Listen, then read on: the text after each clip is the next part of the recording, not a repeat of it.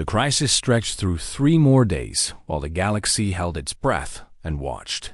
2 species stand at the edge of a war that could reshape the balance of power for centuries to come. Counselor Vrethan retreated to his private chambers and refused to see anyone except his most trusted advisors, struggling to find a path forward that did not lead to either humiliation or devastation.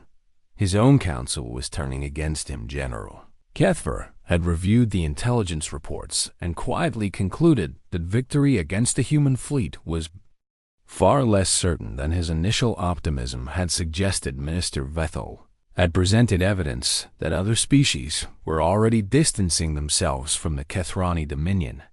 Unwilling to be caught in the crossfire of what could become the largest military conflict in recent galactic history, the Verdani have cancelled 3 trade agreements. Vethel reported during a private meeting. The Veshan Confederation has recalled their ambassador from our capital, and 14 other species have issued statements calling for peaceful resolution. She paused with scales pale gray. They are isolating us, Counselor, and they will not intervene if the humans attack. The humans will not attack, Vrethan insisted with diminishing conviction. They do not have the stomach for real war. With respect, Counselor, you said they did not have the courage to respond to the attack on their ambassador. Vethal replied quietly. You were wrong about that as well. The words hung between them. Like a blade, Vrethan turned to stare out the window of his chamber at the night sky of Kethrani Prime, where the distant human fleet was invisible to the naked eye, but present in every thought. 8,000 years, his species had ruled their sector of the galaxy. 8,000 years of conquest and dominance, and the absolute certainty that the Kethrani were superior to all other forms of life, and now a species that had been traveling between stars for barely half a century was threatening to end all of that because he had underestimated them. What would you have me do? He asked finally, with voice heavy with something that might have been defeat. Survive. Vethel answered simply. Give them what they want and live to rebuild our position over time. She stepped closer. The humans do not want to destroy us, Counselor, and they have made that clear through every action they have taken. She gestured at the tactical display still showing the human fleet holding position. If they wanted war, they would have attacked already, but instead they wait, and they give us time to make the right choice. Her voice softened. They are offering us a way out that preserves most of what matters, and I believe we should take it before they decide that we are not worth the patience. On Conclave Station, Ambassador Seleth found Una sitting alone in the observation lounge, watching the stars with an expression that seemed impossibly distant for someone at the center of the greatest diplomatic crisis in recent memory. May I join you? Seleth asked. Una nodded without turning from the window. I have a question that I hope you will answer honestly, Seleth said as she settled into a chair beside the human ambassador. Ask. Would humanity really have attacked the Kethrani if Vrethan had refused your terms? Una was silent for a long moment. I do not know, she admitted finally. I gave orders and made demands based on what I believed my government would support. But I cannot say with certainty what would have happened if the counselor had chosen differently. She turned to face Seleth with eyes that held both strength and uncertainty. That is the truth of what we are, Ambassador, and it is the truth that frightens me most about my own species. She looked back at the stars. We are capable of incredible restraint and incredible violence. And sometimes the difference between them is nothing more than a choice made by a single person in a single moment. Seleth considered this. Your people fascinate me more than any species I have encountered in 2 centuries of diplomatic service. She said quietly, you are contradictions wrapped in contradictions, and I cannot decide if you are the best thing that has happened to this galaxy or the most dangerous. Perhaps we are both. Una replied with a sad smile. The crisis ended on. The 4th day Counselor Vrethan appeared before the Galactic Assembly and delivered a statement that his advisors had carefully crafted to minimize humiliation while meeting the essential demands of the human ultimatum Kithril and the three surviving warriors who had participated in the attack were transferred to human custody for trial. Under human law, Rethan acknowledged that the attack had been carried out with his knowledge and implicit approval. Though he stopped short of admitting direct orders, he expressed regret for the violation of diplomatic protocols and committed the Kethrani Dominion to respecting human territory and representatives in the future. It was not a complete surrender, but it was enough. Within hours of the announcement, the human fleet began withdrawing from Kethrani space with the same quiet efficiency that had marked their arrival by the end of the week. They had dispersed back to their home ports across human territory, vanishing as completely as they had appeared. The galaxy watched in amazement. They came, they were seen, and they left, observed a Veshan political analyst on a widely broadcast program. They achieved everything they wanted without firing a single shot. That is what makes them terrifying, replied her colleague. Any species can destroy their enemies, but very few can intimidate them into submission through presence alone. In the aftermath of the crisis, humanity's position in the galaxy transformed overnight. Species that had dismissed them as insignificant newcomers now sought alliances and trade agreements with urgent enthusiasm. The routes through Kethrani space that Yuna had originally come to negotiate were granted without conditions, along with dozens of other concessions that would have seemed impossible just weeks earlier at Conclave Station. Yuna met with Lieutenant Commander Park in the medical bay where he was recovering from injuries that would have killed most beings. "How are you feeling?" she asked as she settled into a chair beside his bed. "I will survive," he replied with a tired smile. "The doctors say I will be back to full duty within a month." Yuna nodded and sat in comfortable silence for a moment. "I wanted to thank you," she said finally, "for what you did during the attack." Park shook his head. "I did what any human would do, Ambassador, and you know that as well as I do." He met her eyes with intensity that cut through his fatigue. "We protect our own, and it is not something we learn or choose." He paused. "It is simply who we are." Yuna thought about those words as she left the medical bay and walked through the corridors of Conclave Station, past representatives of species who now looked at her with a mixture of respect and wariness that had not existed before.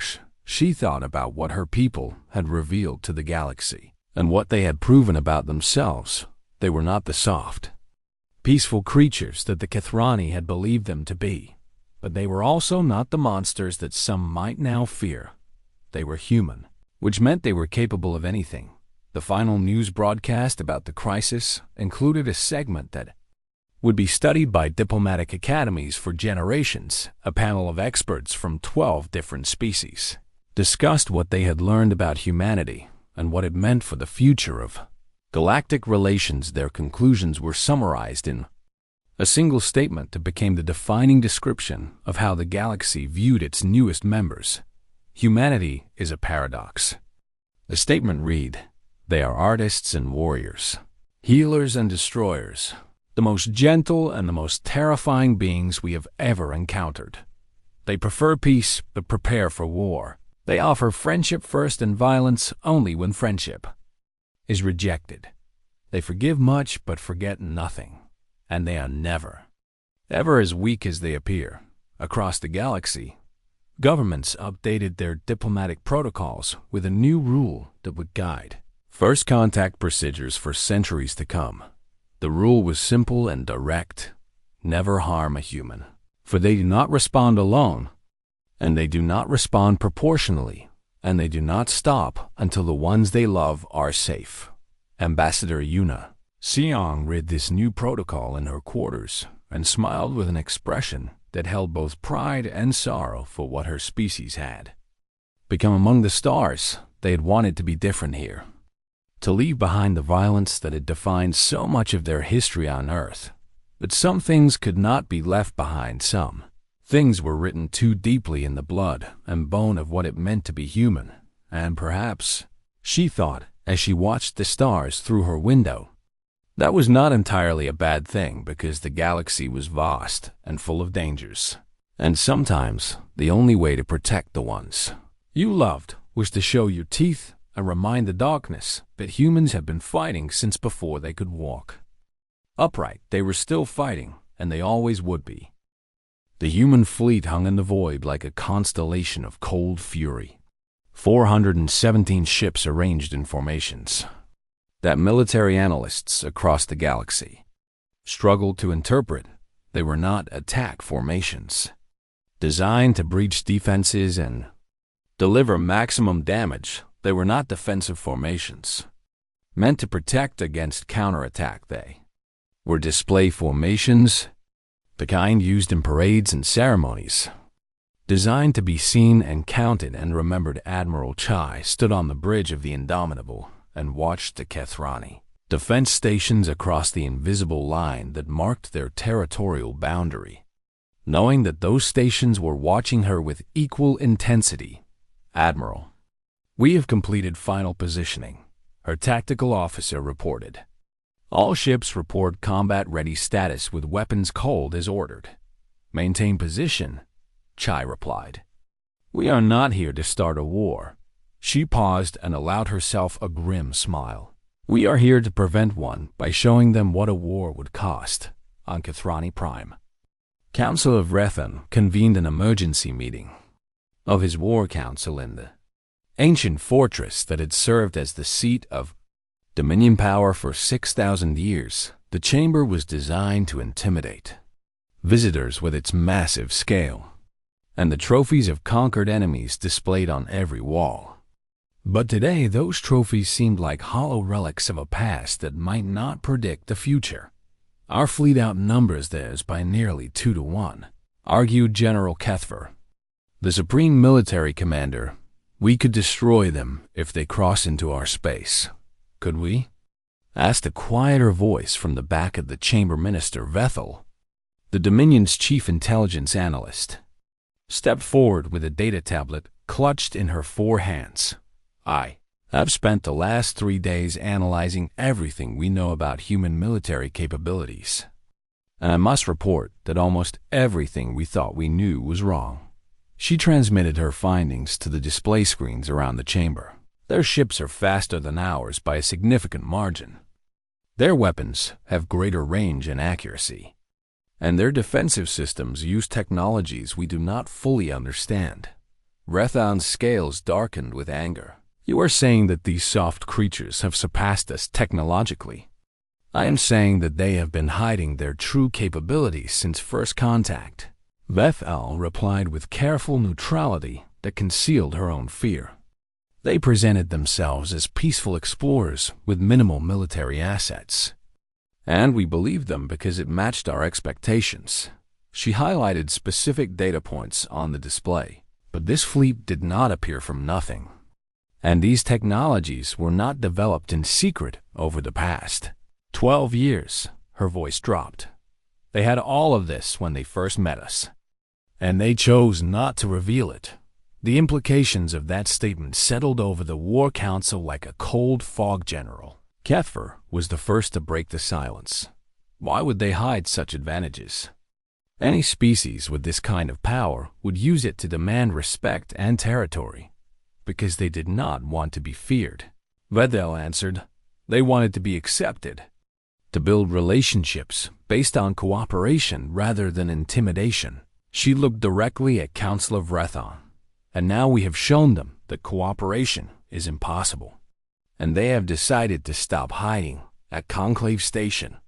Ambassador Yuna Seong addressed the Galactic Assembly for the first time since the attack. Her injuries were still visible beneath the formal bandages the protocol required her to display as evidence of the assault, and she walked with a slight limp that she made no effort to conceal.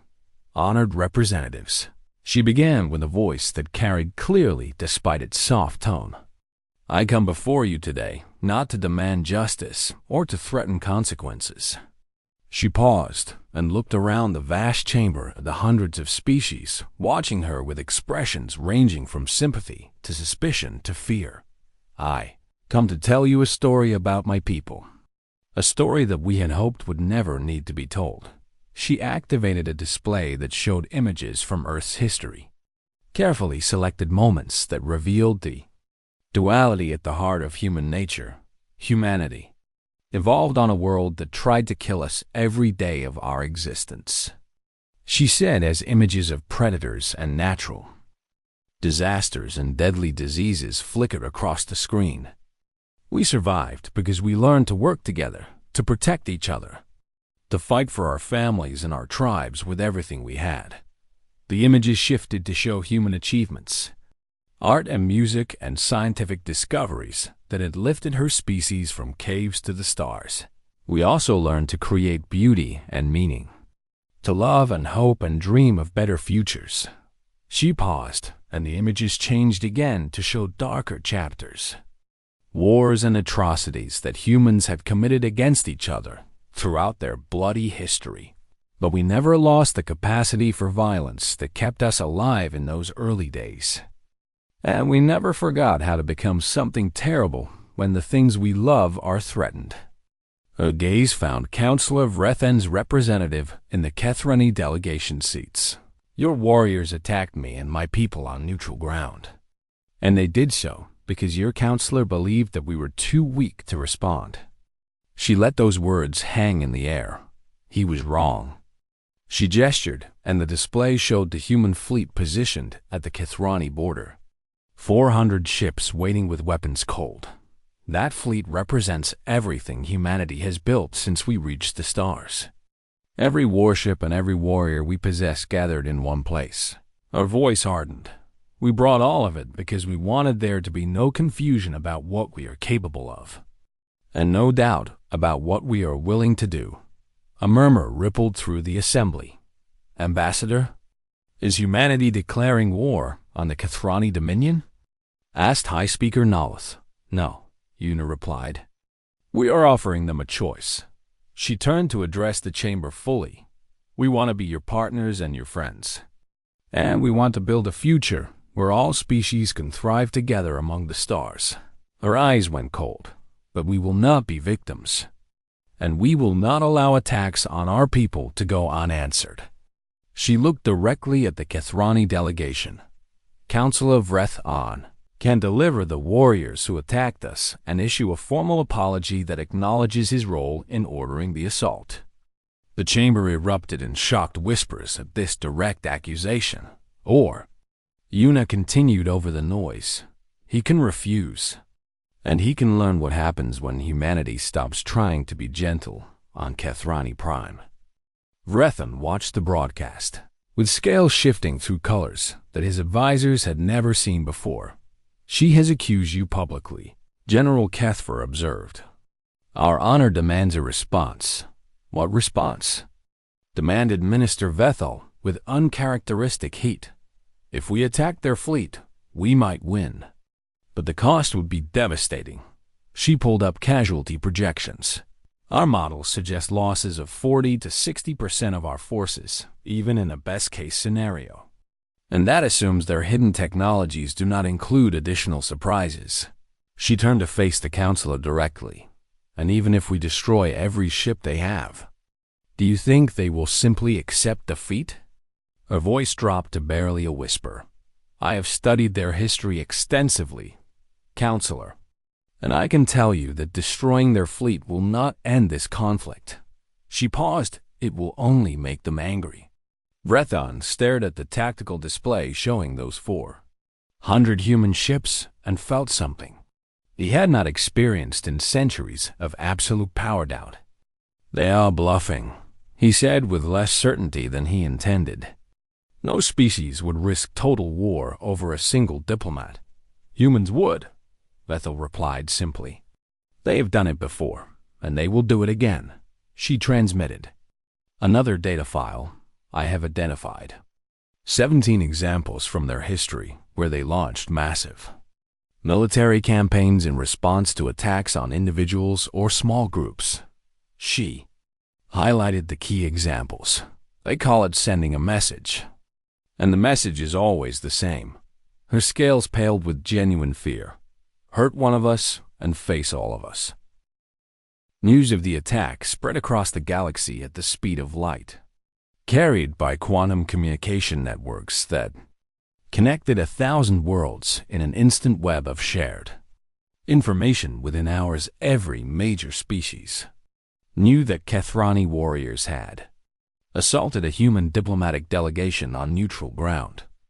And within days, the story had grown into something that dominated every news broadcast and political discussion. From the core worlds to the outer rim, the galaxy expected outrage from humanity. They expected demands for justice and formal complaints filed through the Assembly's bureaucratic channels that would drag on for years before reaching any meaningful conclusion. They expected the soft, peaceful humans to do what soft, peaceful species always did when confronted by superior force. They expected wrong. On the morning after the attack, the human delegation released a single statement that was remarkable, primarily for what it did not say. The human government is aware of recent events on Conclave Station and is handling this matter internally. And we request that other parties allow us the space to address this situation through appropriate means.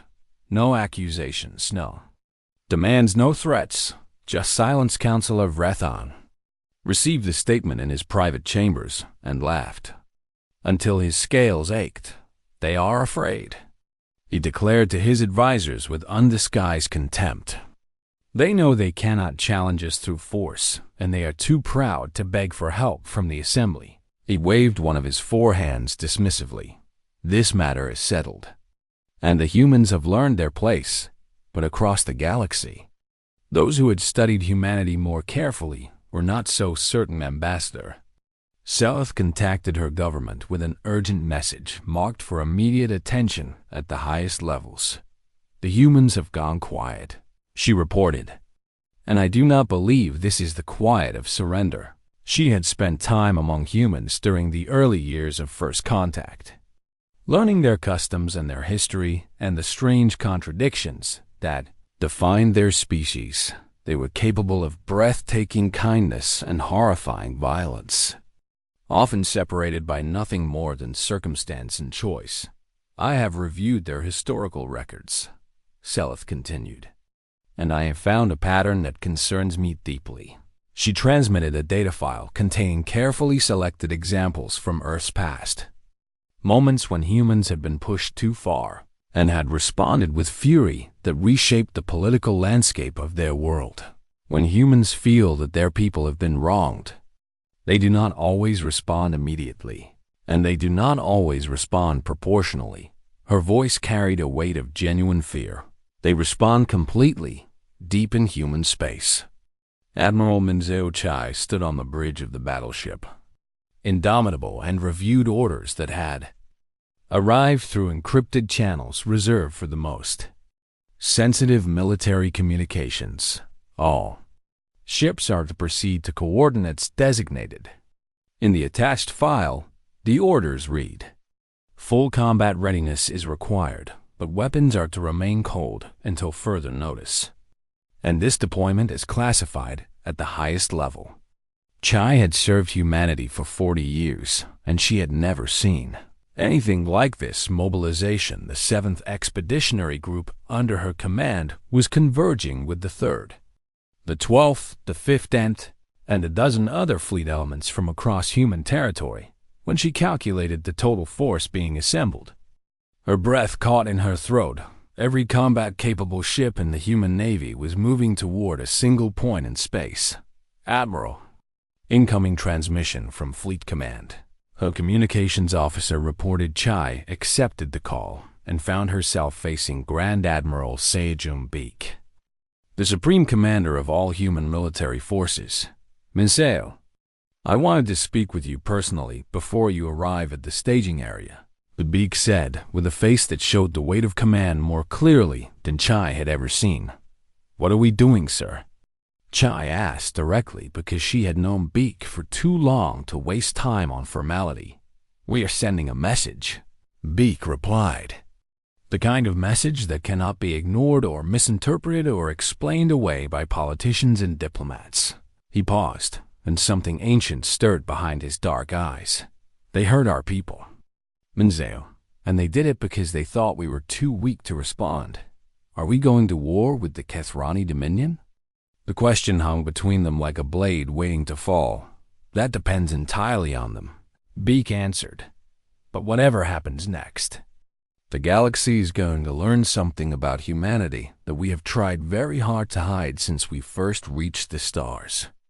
The transmission ended, and Chai turned to face her bridge crew with orders already forming on her lips at Conclave Station. High Speaker Nalith demanded answers from the human delegation and received only polite assurances that the matter was being handled appropriately. This silence is unacceptable, Nalith declared in an emergency session of the Assembly. The attack on Ambassador Seong was a clear violation of our most fundamental laws, and we cannot allow either party to pursue resolution outside established channels.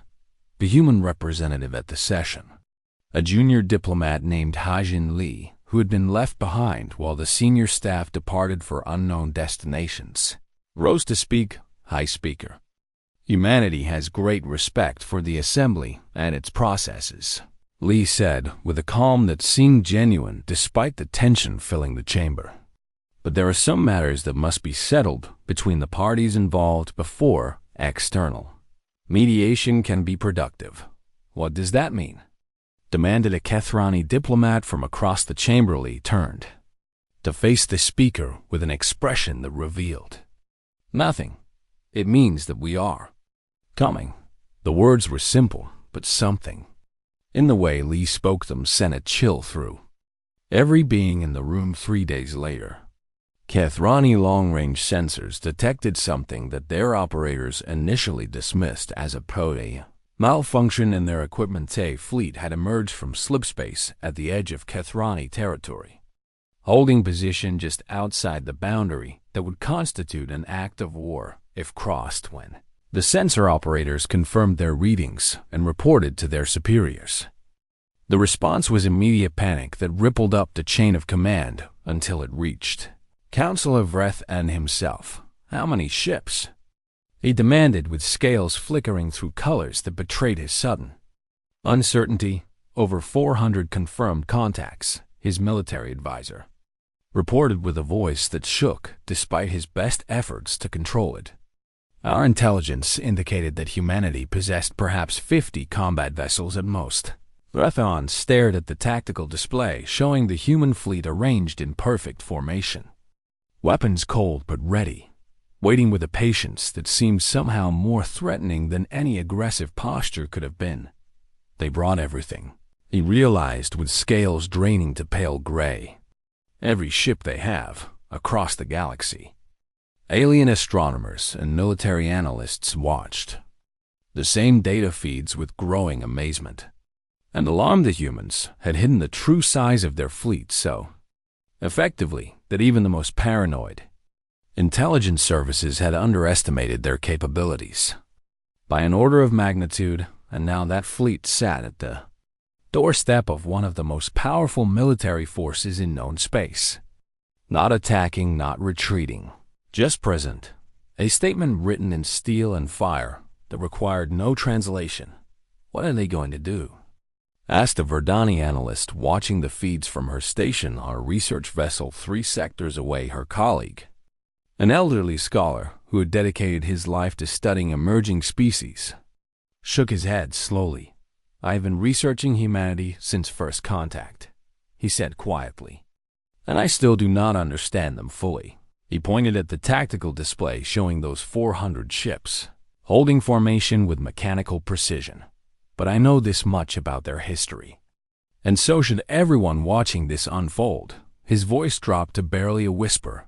When humans mobilize like this, they are not bluffing, and they are not negotiating. He turned away from the screen with something like pity in his ancient eyes. They are giving their enemies one final chance to survive what comes next.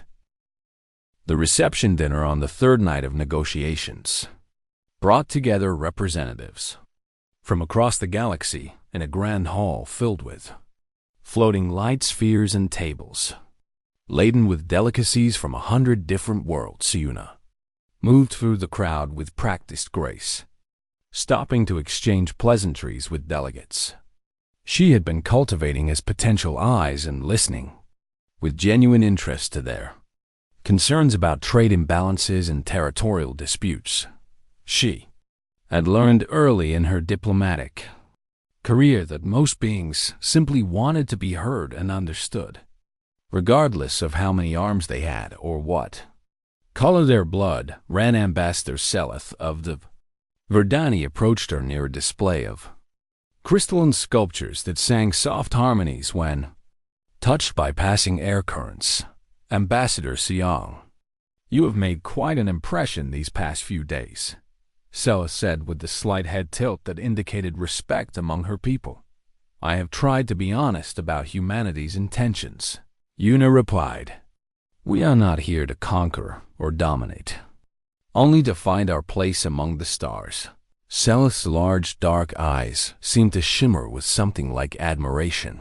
That is precisely what makes your species so fascinating to many of us, and so threatening to others. She glanced across the hall to where a council of Rethan stood surrounded by his entourage, his scales shifting through aggressive shades of red and orange. The Kethrani have not ruled their sector for 8,000 years by welcoming competition, and they see potential in humanity that frightens them more than they would ever admit. Before Yuna could respond, the lights in the hall flickered once and then died completely, plunging the reception into darkness broken only by the faint glow of bioluminescent species scattered throughout the crowd. Yuna's training kicked in immediately, and she dropped low while reaching for the emergency beacon hidden in her formal robes. Ambassador, stay close to me, came the familiar voice of Lieutenant Commander Ji-Hoon Park as he materialized beside her with two members of his security team. Park was a veteran of humanity's early conflicts with hostile species during the first expansion, and his instincts had been honed by years of protecting diplomats in dangerous territory. The blackout is localized to this hall and the human diplomatic wing, he reported in a low voice. This is not an accident. They moved quickly through the confused crowd toward the nearest exit, but the doors refused to open when Park tried his override codes, sealed from outside, muttered Corporal Yoonji Kim, the youngest member of the security team, but also the most skilled with electronic systems. She was already working on the door controls with a compact toolkit that appeared from somewhere. In her dress uniform, we need to reach the secondary corridor, Park decided. There is a maintenance access point that should still be. He stopped speaking as four massive shapes emerged from the darkness ahead, their scales reflecting the faint emergency lighting in patterns of deep black and crimson. A Thrall, Rethan's personal enforcer, stood at the front of the group with all four arms flexed and ready for violence. The human ambassador will come with us, Kethral announced in a voice that rumbled like distant thunder. The counselor wishes to deliver a personal message about your place in this galaxy. Yuna stepped forward before Park could stop her. I am happy to meet with Councilor Rethan through proper diplomatic channels, she said calmly. This approach is unnecessary and unwise, Kethral laughed, a sound like metal scraping against stone. We are not here to negotiate, little creature. And we are not here to kill you either, because that would create complications the counselor wishes to avoid. His scales shifted to a sickly yellow that Yuna recognized as anticipation of pleasure. But broken bones heal and bruises fade. And by the time you recover enough to speak about this night, no one will believe a soft human over the word of the Kethrani Dominion. You need to walk away right now, Park said quietly as he positioned himself between Yuna and the Kethrani warriors. His hand rested on the ceremonial blade at his hip. The only weapon protocol allowed during diplomatic functions. You are 4 against 3. And we are smaller and weaker in every physical measure. He drew the blade with a whisper of metal against leather. But if you take one more step toward the ambassador, I promise you will learn why humanity survived a world that tried to kill us every single day for 200,000 years. Kethro tilted his massive head, as if genuinely curious about this strange display of defiance from such an obviously inferior species. Amusing, he decided. Break him first, then the others. Then the diplomat last, so she can watch her protectors fail, the Kethrani charged. What happened next would be analyzed and debated across the galaxy for years to come. Studied by military academies and behavioral scientists, trying to understand what made humans so inexplicably dangerous despite their apparent physical limitations, Park moved first. Not backward in retreat, but forward into the attack with a speed that seemed impossible for a species with such short legs. His blade found the gap between scales on Kethral's leading arm and opened a wound that sprayed dark blood across the polished floor. The Kethrani enforcer roared in surprise and swung all four arms in a crushing embrace that would have shattered the bones of any sensible creature. But Park was no longer there. He had rolled beneath the attack and come up stabbing. His face twisted into an expression that the watching Kethrani had never seen on a human before. It was not fear or anger or desperation. It was something older and darker. Something that lurked in the genetic memory of a species that had clawed its way to dominance on a death world through sheer refusal to accept defeat. Corporal Kim and Sergeant Dong Yun engaged the other three warriors with a coordinated ferocity that defied all logic. Hyun took a blow to the ribs that cracked audibly across the corridor, and he responded by driving his thumbs into the sensitive eye clusters of his attacker with enough force to blind the creature permanently. Kim fought like water flowing around stone, using the Kethrani's greater mass against them and striking at joints and pressure points with precision that spoke of countless hours studying alien anatomy for exactly this purpose. But the most shocking moment came when one of the warriors broke through the security line and lunged for Yuna herself, clearly intending to drag her away while her protectors were occupied. The ambassador did not scream or flee or freeze in terror as the Kethrani expected. Instead, she pivoted smoothly, caught the warrior's leading arm in a grip that seemed far too strong for her slender frame, and twisted with her entire body until the joints separated with a wet popping sound that echoed through the corridors. The warrior collapsed, howling in pain and confusion, unable to process how a creature half his size and a fraction of his strength had just destroyed his arm. Yuna stood over him, with blood on her formal robes and fire in her eyes that burned away any pretense of diplomatic softness. I told you this was unwise, she said, quiet like thrall. And the remaining warriors found themselves facing something they had never encountered in 8,000 years of Kethrani dominance. Humans who would not fall. Park was bleeding from a dozen wounds that should have dropped him twice over. Yet he remained standing with his blade ready and his eyes fixed on his enemies with unwavering focus. Kim had a broken arm hanging useless at her side, but her good hand still held a blade taken from one of the fallen warriors. Yun could barely breathe through his shattered ribs, but he positioned himself to shield the ambassador with his own body if necessary. Leave now, Yuna said to Kethral. Tell your counselor that his message was received, and tell him that we have a message of our own that we will deliver through proper channels.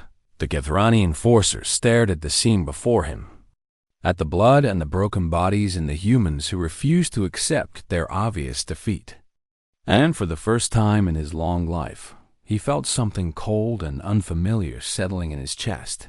It might have been respect. More likely, it was fear. He gathered his wounded warriors and retreated into the darkness, leaving the humans standing victorious in a corridor painted with the evidence of what happens when you mistake kindness for weakness. Ambassador Seleth arrived moments later with station security and medical teams. her silvery face pale with shock at the carnage she discovered. What happened here? She whispered. Una looked at her with eyes that had seen the truth of her own species revealed in a moment of primal violence. We reminded them what we are. She said simply, now we will remind the galaxy.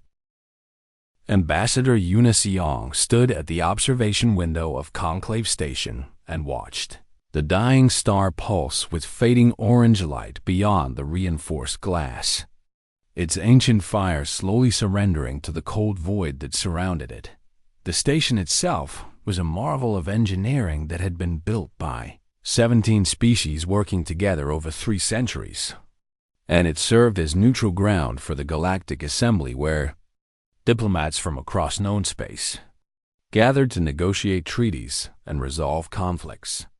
Without bloodshed, Una had studied the station's history during her journey here, and she found it beautiful in a way that made her chest tight with hope for what humanity might become among the stars. Ambassador, the Kethrani delegation has arrived early, said Tayo Kwan as he stepped up beside her with a data tablet clutched in his long fingers. Was her chief advisor and her oldest friend, having served alongside her through 12 years of humanity's stumbling entrance into galactic politics. How early? Una asked without turning from the window. 3 hours ahead of schedule, and they brought twice the security personnel the protocol allows. Una finally turned to face him, and she saw the concern written across his weathered features like text on a page. The Kethrani were not known for their subtlety, and this move was clearly meant to intimidate the human delegation before negotiations even began. Let them posture, she said, with a small smile that did not quite reach her eyes. We did not come here to be frightened by large soldiers in fancy armor. The Kethrani were an imposing species by any measure, standing nearly 3 meters tall with 4 arms ending in clawed hands that could crush steel and scales that shifted color with their moods. They had ruled their sector of the galaxy for 8,000 years, and they viewed humanity's recent arrival on the cosmic stage with something between amusement and contempt too. Them humans were soft creatures with fragile bodies and lifespans so short that a Kethrani child might outlive 3 human generations. Ina understood their perspective, even if she did not share it. Humanity had only been part of the Galactic Assembly for 12 years, which was barely a heartbeat in the timeline of species that measured their histories in millennia. They were newcomers trying to secure trade routes through Kethrani-controlled space, and their colony worlds needed those supply lines to survive the harsh realities of expansion into the unknown. The stakes could not have been higher. The opening ceremony begins in 2 hours, Tayo reminded her as they walked through the curved corridors of the station toward their quarters. Other species passed them with curious glances, some friendly and some dismissive. A group of Verdani diplomats with their silvery skin and large dark eyes nodded respectfully as Una passed, and she returned the gesture with genuine warmth. The Verdani had been among the first to welcome humanity into the assembly, and Una had worked hard to build that relationship into something lasting. I have reviewed the ceremony protocols 7 times, Una replied. I could recite them in my sleep. That is not what concerns me, Tayo said quietly as they entered the human diplomatic wing. The Kethrani did not come here to negotiate in good faith, and we both know it. Una paused at the door to her quarters and turned to face her old friend with steady eyes that had seen too many negotiations fail and too many hopes crumble. Then we will change their minds, she said simply. That is what we do.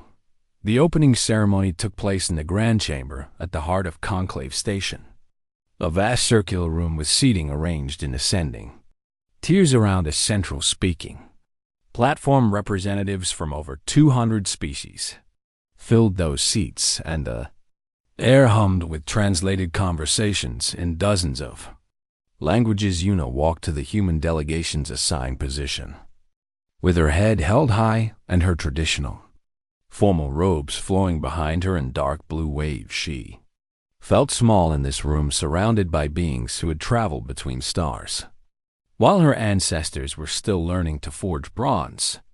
But she refused to let that feeling show on her face. Counselor Vrethan of the Kethrani Dominion was already present on the platform when she arrived, his massive form casting a shadow that seemed to swallow the light around him. His scales shifted through shades of deep purple. Then Una recognized as a display of dominance meant to establish his superiority before anyone spoke a single word. "Ah, the human has arrived," Vrethan announced in a voice that carried across the chamber without need for amplification. "I was beginning to wonder if your short legs could carry you here in time." Laughter rippled through portions of the audience. Though Una noted that many species remained silent with expressions she could not easily read. "Counselor Vrethan," she replied with a respectful bow that protocol required. "I thank you for your patience with our humble pace." The Kethrani leader's scales flickered with irritation at her calm response, and he stepped closer until he loomed over her like a mountain of muscle and ancient pride. "Let us speak plainly, little human," he said, with his voice dropping to a rumble that vibrated in Una's chest. "Your kind does not belong among the stars and these trade routes. You seek will remain close to prey animals playing at civilization." The chamber fell silent. Such direct insults were rare in assembly proceedings, and every eye turned to watch how the human ambassador would respond to this unprecedented breach of diplomatic courtesy. Una felt her heart racing beneath her composed exterior, and she allowed herself 3 slow breaths before speaking. "Counselor, I did not come here to trade insults," she said, in a voice that carried clearly despite its soft tone. "I came to find common ground between our peoples and to build something that benefits us both." Vrethan laughed, a harsh sound like rocks grinding together. "Common ground? What could we possibly share with creatures who die before they learn wisdom? Your entire species is a brief flash of noise in the long silence of the universe." Perhaps Una acknowledged with a nod that seemed to surprise him. But even brief lights can illuminate dark places, and even short lives can plant seeds that grow for generations. She paused and looked around the chamber at the hundreds of watching faces. Humanity does not ask for charity or special treatment from this assembly, and we do not demand respect we have not earned through our actions. Her gaze returned to Vrethan. "We ask only for the opportunity to prove our worth as partners in this great galactic community. Nothing more and nothing less." The silence that followed her words stretched for several long moments before a ripple of murmured approval spread through portions of the audience. Ever the sails darkened to black, a color Una knew indicated barely controlled rage. "Pretty words from a pretty creature," he hissed. "But words mean nothing without power to support them, and your kind has no power worth measuring." He turned and strode back to the Kethrani delegation seats, his forearms crossed over his massive chest in clear dismissal. Una remained standing at the platform for a moment longer before returning to her own delegation with measured steps that betrayed nothing of the dios. Tension coiled in her muscles. Steho was waiting for her with a data tablet already, recording the exchange for later analysis. "That went poorly," he observed quietly. "No," Una replied as she watched Vrethan conferring with his advisors across the chamber. "That went exactly as expected, and now we know where they stand." What she did not know, what she could not have known, was that Vrethan was already planning something far worse than insults in the shadows of the Kethrani delegation's private chambers. The counselor spoke to his most trusted enforcer about teaching the humans a lesson they would never forget, and the galaxy would soon learn that underestimating humanity was the most dangerous mistake any species could make.